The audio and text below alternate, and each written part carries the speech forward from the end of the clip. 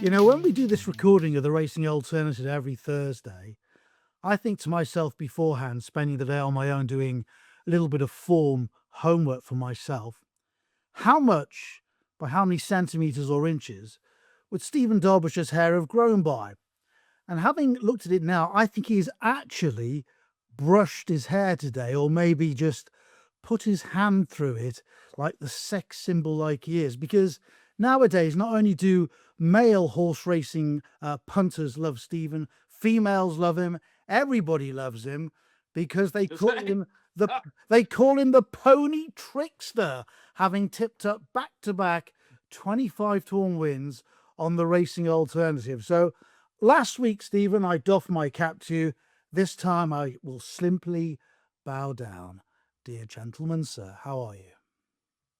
Oh, I am great. It was lovely to see you on Saturday. I did offer you a drink, didn't I? I did offer you a drink. Yeah, I refused. I wanted to stay compos mentis, and that Peter Marsh chase, well, we were both having kittens coming over the last fence because we both had big Ante-Post bets on the first two home, and yours copped. And in a race that, I mean, just looking back very quickly, if we've got a minute to do it, Stephen, very quickly, they went no pace at all. Murtow, absolute joke, out and out stayer, obviously. They went no pace at all, and it fell into the pockets of the two horses that we tipped. Yes, it was wonderful. Look, I think we've got to be. Jumping is the name of the game, and we did say with Murtown, didn't we, that also fell on two of its last four outings, and that was his undoing. I mean, in my Ante-Post should be my uncle.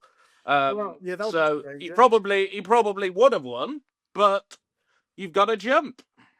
Well, I'm going to put you into the mire now with that last comment you made, because my brother, who used to be my brother, is my sister now, having had a aforementioned operation about 15 years ago. So my brother is my sister. So if we were related in some way, and I'm older than you, he could have been your uncle, and now he's changed to be your auntie. Such is the wondrousness of life, Mr. Derbyshire. Well done, 25-to-1 winner. You copped big time. You went back home to see your wife and your lovely daughter. And what did you buy them?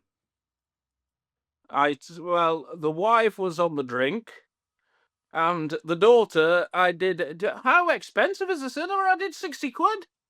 Honestly, Daddy, can I have popcorn? Daddy, can I have this? Well, I was in a good mood, so obviously I paid it. But then I left feeling violated. Oh, stop it, young man. Honestly, pathetic. Pathetic. If we'd have had I did the wins of form in the cinema. If we'd have had a look at your account, that 60 quid was just pale into insignificance. And Barclays Bank, I'm sure, are envious of what you've got.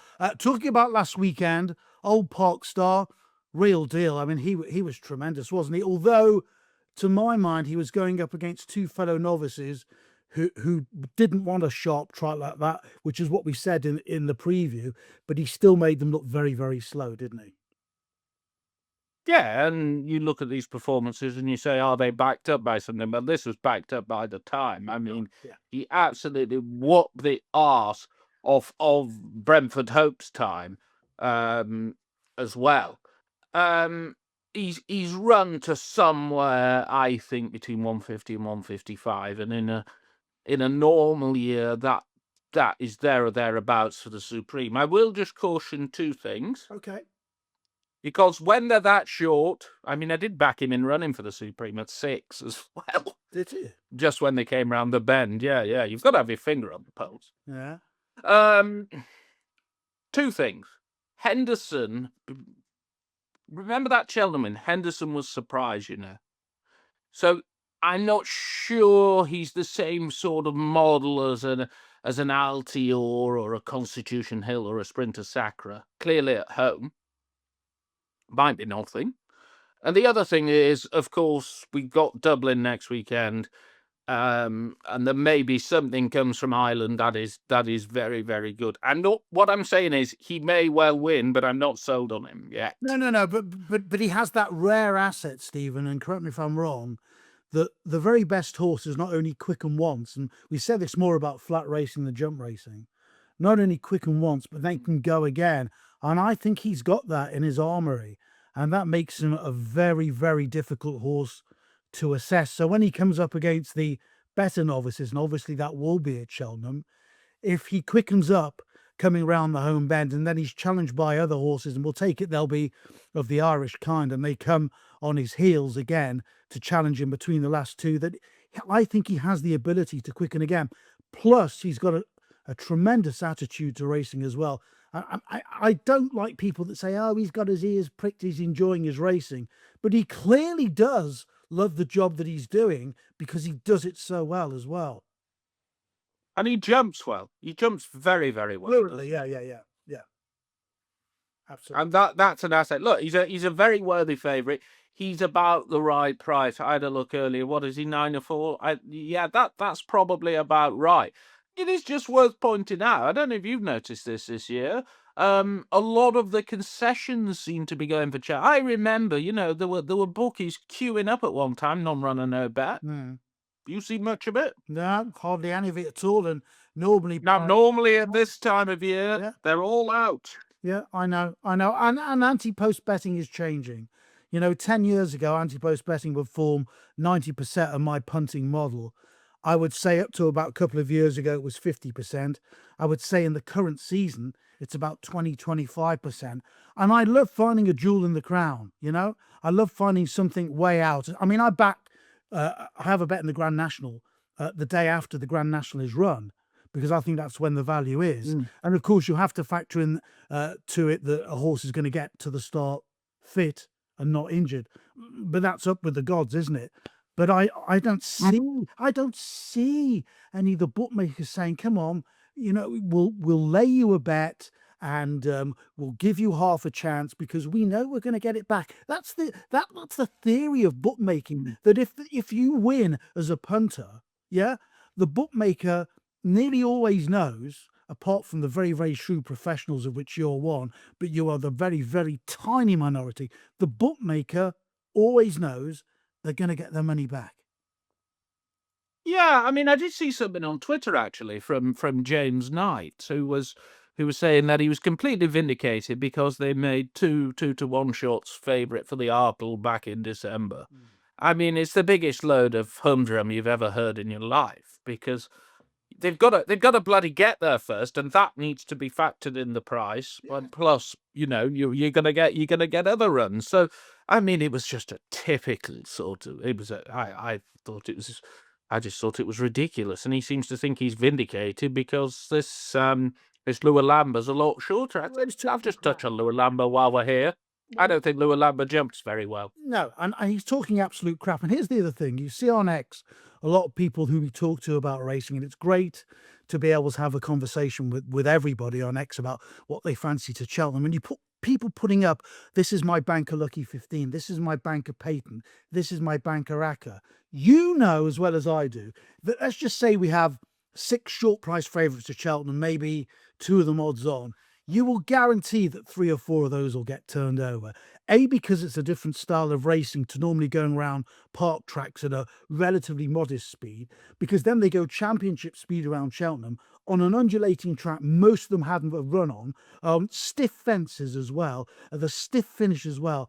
And it's a different ballgame. And the biggest example is that, going back a few years, was as a novice chaser, Envar Allen, who potted around the Irish tracks, winning grade 2s and grade 1s in 4, 5 and 6 runner fields, just as he liked. Came to Cheltenham, odds on for the Turners, and fell.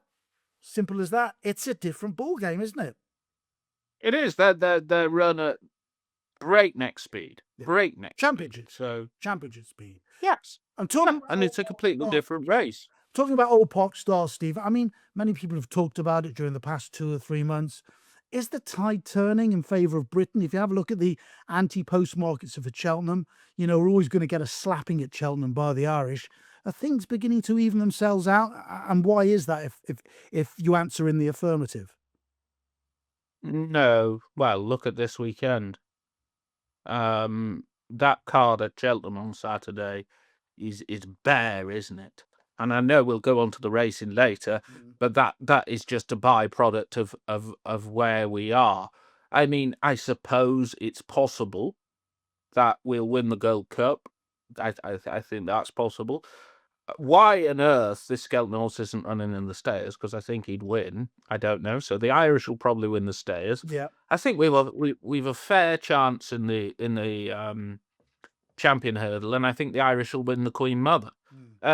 It's not moving. It's certainly not moving that quickly, is it? I think the other thing to bear in mind is don't forget a few Mullins is disappointed over Christmas. Next week's going to be really interesting, isn't it? Because we may well just see a lot of Mullins is coming back. I noticed Gordon Elliott's not in particularly good form at the moment. Well, he's had his purple patch, hasn't he? Yeah, and I don't think anyone Mullins has the firepower, and I would say he's probably a slightly better trainer than Gordon Elliott. So I think the scales may just tip a little bit next week, and hopefully we see something very special in Dublin.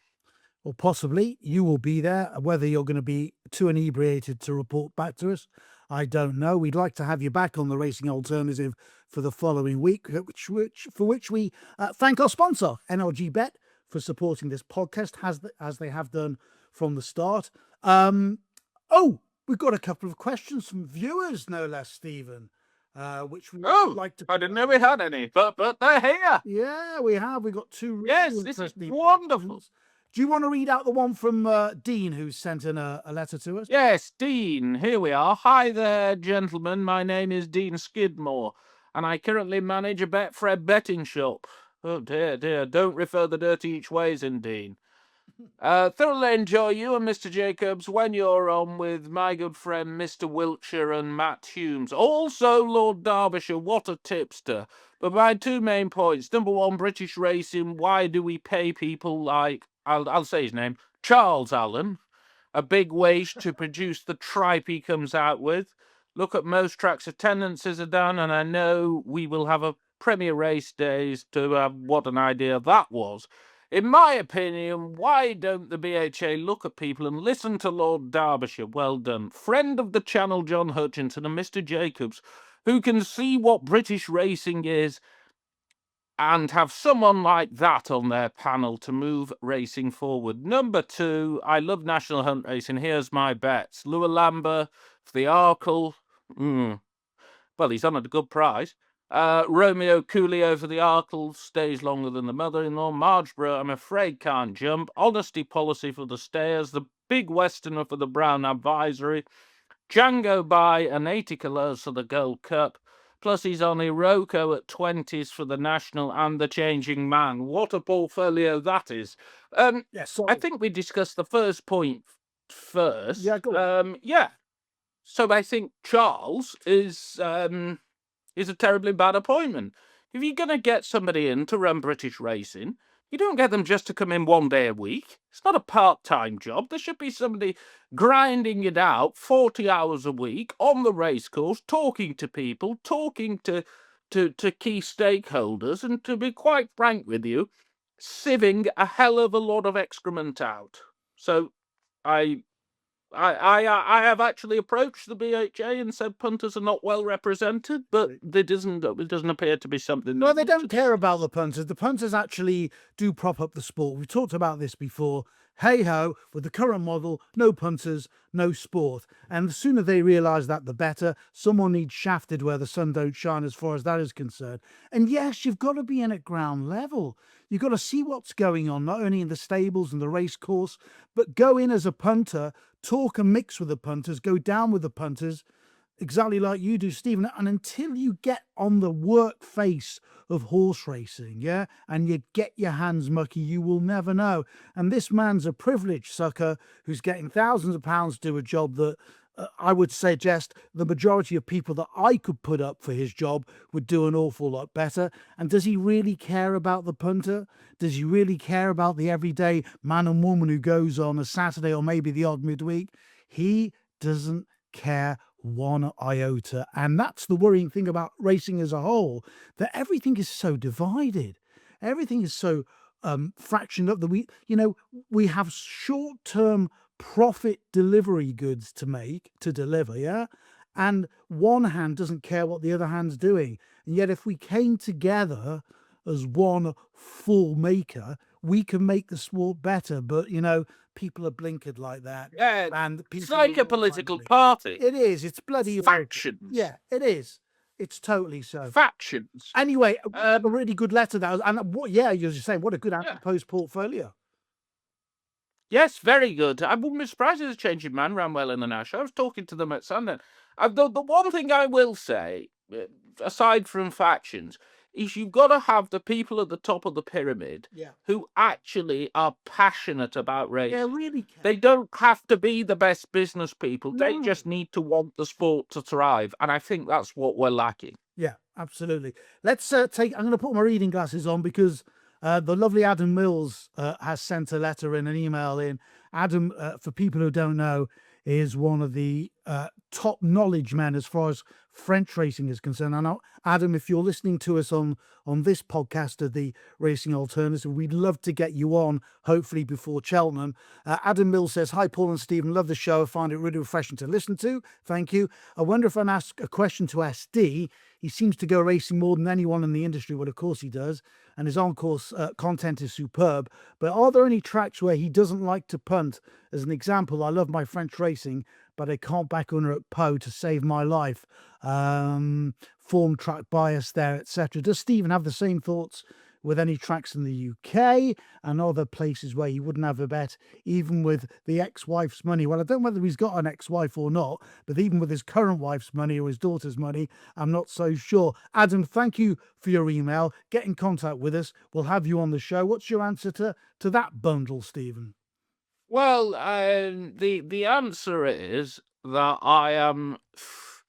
There's certain track. It changes year by year. It's ridiculous. But as a general rule, you know, the further north you go, the better I am. I'm not particularly. I would say one of my bogey tracks is Lingfield All Weather, and it would be very rare I would have a wager on Lingfield All Weather. I know a lot of people love it, but that is one of my bogey tracks. But as I say, as a general rule, you know what? I used to punt winners at Chester all the time. And they changed the clerk there, and all of a sudden had a terrible year at Chester last year. Oh, so it's the Clerk's keep records quite It's the clerk's fault, is it? What a load of bollocks. Well, I think this is an underrated area of exploration. When the bloody clerk changes, you know what? You get some very funny results, and it's that Eloise Quayle there now. So a little birdie told me that's where it went wrong. Well, let's get Eloise on. Let's get her on the show and have a natter. Yes. Yeah. Do you know, I can't stand the place either. I think it's an absolute hellhole. I think having a favourite or not favourite racecourse to bet on is governed by your pocket and whether you've won there before. And if you haven't won there before, psychologically, you feel more positive about it. Whereas if you've not won for the past 2 or 3 meetings, whether you've bet in a betting shop or online, or even actually going to the racetrack, you kind of have this negative mindset in any case. So I think a load of it is psychological. What is not psychological is the food that you can get on a racetrack. And that was hilarious. Give us the quote again, Lord Derbyshire, about food prices at the bridge of Catterick. Well, I said, what planet are they on? Well, look, I must say, before I start this section, I actually love going racing at Catterick. It is a lovely, small racecourse, and I love going there. Yeah, it's great. So it's lovely. Yeah. It's lovely. I know a lot of people, when they do these race courses rant, and they used to do the bookie, Catterick was always done. I would probably have Catterick in my top 10. So there we go. But £6.50 for a bowl of soup. I mean, what the hell is going on? I did ask somebody this actually yesterday, just to double check my understanding. It's £3 at Kelso. So why can Kelso produce said soup for £3? And Catterick £6.50. This is on a Wednesday in January when it's sheeting down and everybody's cold. And I thought, well, I might try a soup. Well, they weren't getting enough for me for £6.50, so I went to the Indian on the way home. That's a bit. I was going to say soup's a bit healthy for you, is it? Did you get a piece of bread with it, or were you able to get a? Oh yeah, you got this sourdough rubbish and all these various. Can't serve a slice of Warburtons, can they? or a one of those nice crusty rolls. And then the sandwiches, I mean, they were like £9. I mean, what is going on? And so these were the artisan sandwiches. In fairness, I did take a picture of the artisan ones. But if you wanted a communal garden sandwich, it was £6, and shitty white bread. Yeah. They need to so we keep saying this. The challenge of a racecourse is to get people through the gates in the first place, right? Agree. In the second place, make them feel welcome. Don't make them feel ripped off. And then the end game is that they come back. I'm sorry, if somebody had charged me £8 for a butty and whatever it was, £6.50 for a bowl of soup, I wouldn't be in a rush to return. I get it, you might pay that at somewhere like Ascot or maybe Goodwood, these Grade 1 courses in the south whose clientele are awash with money, or maybe not. But we're in the northeast of England. We're on a cold, wet January day at Catterick, and you're charging that. Well, Grow up. what it makes the clientele do, I would do in that position, is I would make myself a salad or some sandwiches myself. I'd sit in the car beforehand and I'd eat them with a flask of my own soup, and I'm done. And therefore, that they have lost that revenue, which enables them obviously to make a profit. But take care of your customers. Take care Oh, it's of great. It's great when you manage to smuggle something into a Oh, racecourse. yeah, You I've put something done that. in your pocket. Yeah, Yeah, and then you get the food police say, "Oh, you can't bring this bottle of Yeah, water but in," and you're thinking, "Oh, just go and bugger off." well, you used to get that at Ascot, with the bowler hat men, and they used to stop you all the time. And even when I remember when I'd won my second championship, and I'd been on when it was Channel 4 those days, Channel 4 Racing in the morning. I'd been on the morning line. And I'd been there and I'd spoken to one of the guys, and I went back out again, had some breakfast somewhere, came back in, and they wouldn't let me back in because I didn't have my press pass. And I couldn't believe it. I said, "You've just seen me. I met you. You just saw me on the morning line." And it's just desperate. It's that warmth of feeling to welcome people, not only people who are regulars at the racecourse, but how the hell are we going to attract new people when there's such a bunch of idiots? Well, I call them jobs worth. They are jobs. I had this conversation they are with jobs. someone yesterday, and I said, instead of these security guards walking around racecourses thinking that they are someone when they're not, do you remember the good old days when little old men used to sort of potter and steward and were very, very nice, and you didn't have all these pointless rules? It was a lot better then, rather than glorified nightclub bouncers thinking, "Oh, I'm doing a job. You can't come in here." Well, Piss off. do you know what? Anyway. What you've just said then really resonates with me, because everything in life for a lot of people is power. We know that from narcissists. It's about power. And this young man who's got this new job at the top of the BHA, it's about power.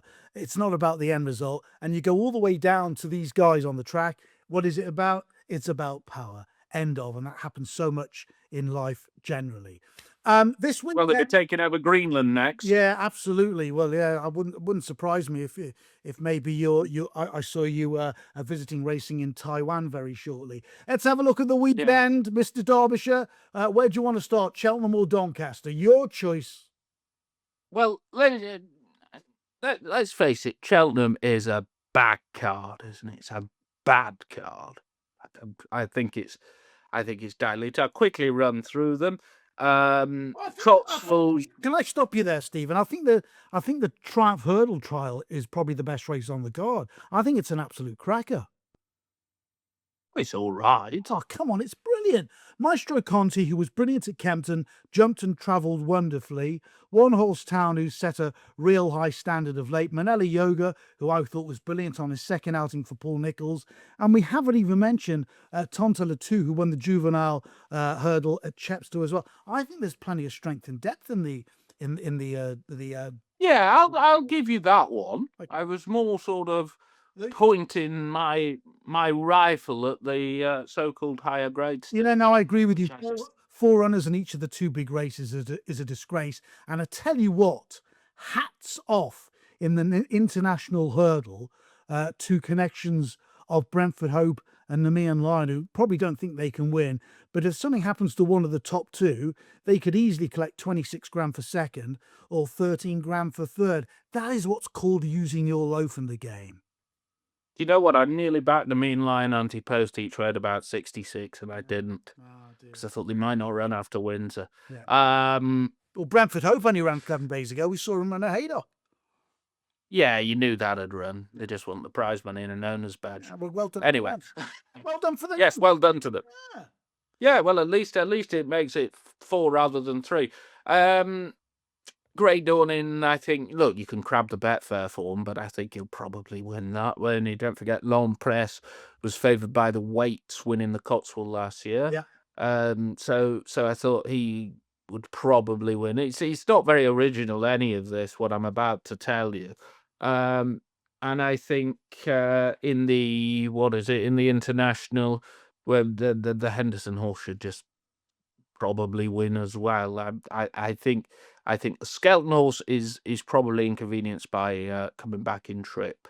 Well, not coming back in trip, but obviously running over that trip. I didn't like that fight in fifth at all at Newcastle. As for a bet at Cheltenham, look, Jaguar is about 2-1 on the exchange. Again, this isn't very original, but I thought I was looking at this, and you know when you approach a race, Paul, and you think, right, let's try and take the jolly on.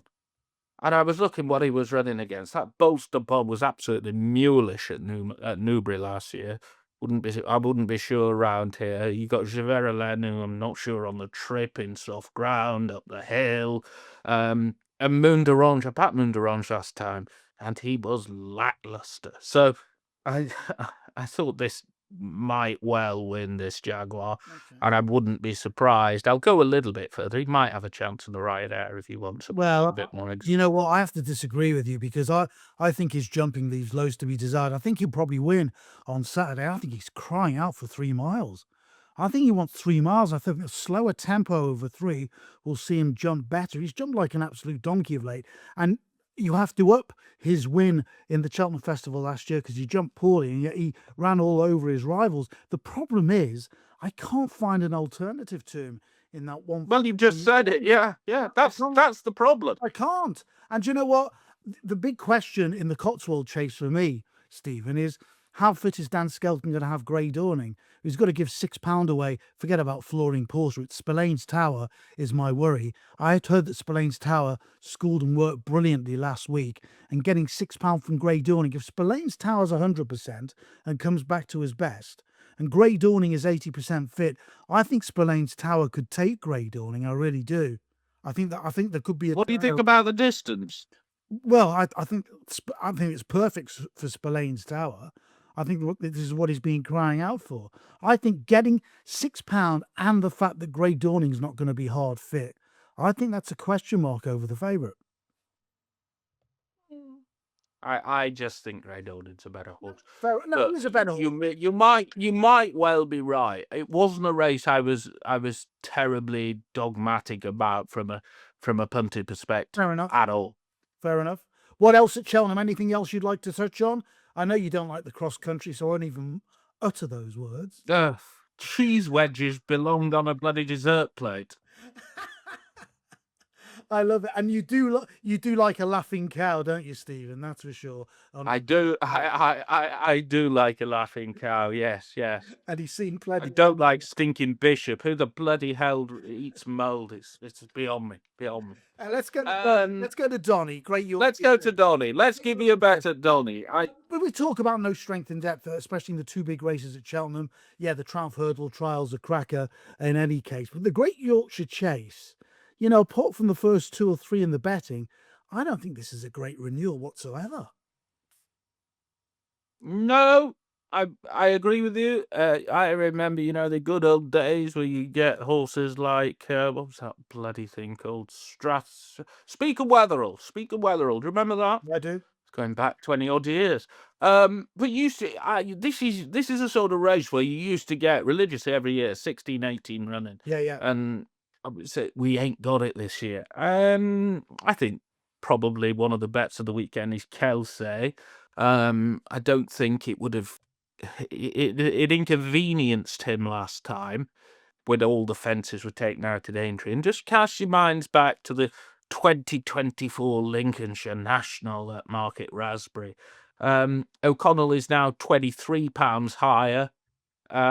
Kelsey was in contention when Justin Shipping at the last in softish ground, Yeah. and he's now £8 higher. And I just think that there is a bit of an upside. 3 miles, soft ground, bottom weight, wonderful stuff. And I thought 14-16 was very, very fair. Of those at the top of the market, I could see Deep Cave running well again, but I'll nail my colours to the mast with Kelsey. Oh, interesting. Those at the top of the market, I thought Deep Cave was very, very brave at Asker, but I'm just wondering, even 35 days on, whether that race has left a mark on him. And at the top of the market, I prefer Grand Jest to him. I thought New Order run a big race for Charlie Longston, so we're going to go for the two bottom weights here, New Order and Kelchi. I think they'll both be suited by how this race is going to be run as well. This is going to be a real test. This is probably going to be the softest ground in the Great Yorkshire Chase, Stephen, that we've seen for a long, long time, isn't it? Yeah, I agree with you. And you're gonna, Dot Pitme will do what Dot Pitme always does, and just go on and try and grind it out. But Dot Pitme's a better horse on decent ground, and I think that will turn it into a bit of a slogfest. I mean, I was in Yorkshire yesterday. It poured down. It's rained today at Wetherby, and then you've got a dry forecast, so it's going to turn into this sort of glue pot. It'd be like they're running through Marmite. Yeah, it's going to be horrible. It's going to be absolutely horrible. What about the big mares race, the Grade 2 at 130? Have you had a look at that? I have had a look. I wouldn't want to split the two Irish horses. Jatara's a chance, hasn't she? But she wasn't great last time. I need to sort of. I'm doing a bit of digging and seeing if the prices go out. I suspect I would favour Jatara at this stage, but again, it's only marginal, and I'll keep my money in my pocket for now. It's all going to be on whether she comes at a sort of backable price or not. Yeah, I thought it was a really interesting race. The makeup of the race, how each of the runners is going to go. There's quite a few that like to go forward. If that is the case, they might go a stride too quick. And of course, it's a long run down the home straight at Doncaster. It's a long, long way home. And I think we could get a slightly mild surprise. I think of the two Irish runners, I prefer Dream On Baby, who I think will excel over this trip. But Ruth Jefferson is one of the shrewdest handlers in the industry. And the La Vida Diva's got about £7 or £8 to find with the majority of the first, or 2 or 3 in the betting above her. The one thing you've got about La Vida Diva is she stays really well. She's got the right attitude. She puts her head down. And although I'm not the greatest fan of Brian Hughes, I can say Ruth saying to Brian, you know what? From the top of the stretch, make this a test of stamina. Make sure a few of those at the top of the market don't get home, because you know what? Our mare's going to get home. I thought she was the each way call here, Steve. Yeah, I wouldn't disagree with that. I remember backing her at Kelso last year when she's a very likable mare, isn't she? Yeah. I think the question is she good enough? But Yes. class may be blunted a little in the conditions. Absolutely. Absolutely. Are you going anywhere else for any other bets on Saturday, young man? No, I haven't yet done the Utoxeter card, and that's where I'll be heading to on Saturday as well. Okay. Well, you can cheer on one of my selections at Utoxeter in the 341, which is the extended 3¼ mile handicap chase. And lurking down the bottom is a horse called Joe Coco, who was sent chasing on only a 4th career start, was 13.5 lengths off Paddy O'Mara, but the ground was virtually good that day. Down 2 bounds, now with Nicky Richards, wants a real deep test of stamina. And I'll be hoping to get some good odds about Joe Coco in the 341. And in the 435 at Newcastle, the kind of race you absolutely love, Stephen, which is, of course, a classified event over 5. Oh, I love that. I'm going for a horse called Brave Bob, who's only having his second run. I think he's had 12 races, but it's only his second start over 5 furlongs. I mean, he patently doesn't stay 6. And a fast pace off 5, I can see him going very close at a nice price, Brave Bob, in the 435 at Newcastle, but I know you wouldn't dare visit a race of that type in your life. You'd rather be put in prison, wouldn't you, dear Lord? I'll bet on anything if I think I can make a profit. I love it, really big time. So, having treated your lovely family to a night out at the cinema and spent 60 quid or whatever it is, seeing as you still have bundles left over from 225 to 1 winners, what are you going to treat them to this weekend? Well, I'm probably not going to see them very much because I have to be in London tomorrow night. I may as well plug I am on Sky on Saturday morning, and then I'll hot foot it up to Uttoxeter, and I'll be home in good time. So I may get the missus some, that nice artisan cheese with those crackers, and yes, chutneys and things like that. And then of course it's Sedgefield Sunday. What a time to be alive. But you're licking your lips. And what would be your best value bet of the weekend? No, I would say Kelsey, but I've got to be sort of.